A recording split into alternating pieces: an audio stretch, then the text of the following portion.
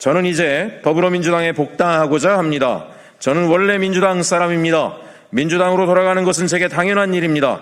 그러나 오늘의 복당 선언은 단지 귀환만을 의미하지 않습니다. 이재명 정부를 흔들려는 세력들과 전면전을 펼치기 위해 그 최전선에 서겠다는 선언이자 선전포고입니다. 오세훈, 한동훈 그 누구를 막론하고 이재명 정부의 개혁을 방해하고 발목을 잡는다면 제가 앞장서 강력하게 대응하고 응징할 것입니다. 밤낮 없이 국민을 위해 헌신하는 이재명 정부를 흔드는 세력은 결단코 가만히 두지 않겠습니다.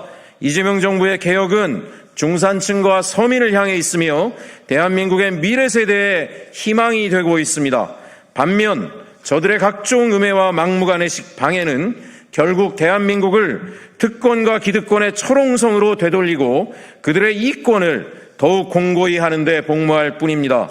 저는 국회의원이 되기 전 민주연구원 부원장으로서 중소기업, 소상공인, 사회연대경제와 기본사회, 사회복지 정책화를 담당해 왔습니다.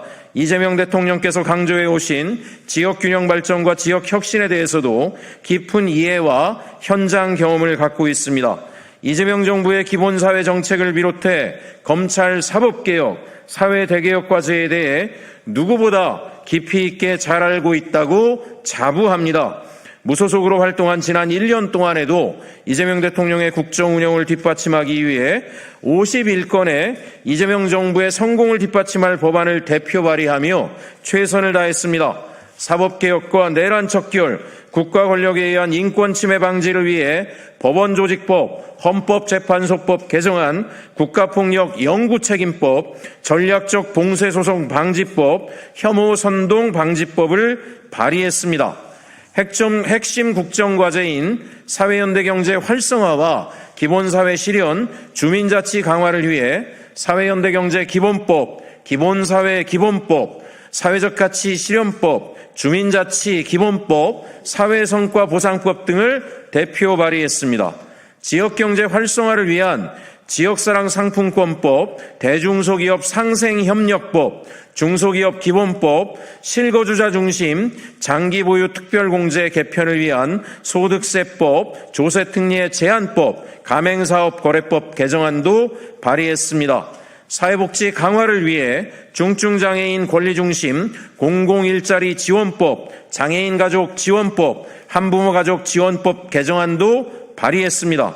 집권 중반기 이재명 정부의 정책을 전국화하고 성공으로 이끄는 역할을 다하기 위해 저 최혁진은 다시 민주당의 일원으로 함께하겠습니다. 오늘 이 자리에서 복당을 선언하고 오후에 제 주거지인 강원도당의 복당 신청서를 제출하겠습니다. 하루라도 빨리 당에 들어가 어떠한 일이든 최선을 다하고 싶으나 복당 시기 등은 당 지도부의 판단을 따르겠습니다. 이재명 정부 성공을 위해 더불어민주당의 책임이 그 어느 때보다 중요한 시기입니다. 이제 새 지도부를 중심으로 당이 하나로 결집해 이재명 정부를 뒷받침해야 합니다. 저 역시 당 안에서 책임을 마다하지 않겠습니다. 현장에서 뛰고 싸우고 정책과 입법으로 이재명 정부의 성공의 미랄이 되겠습니다.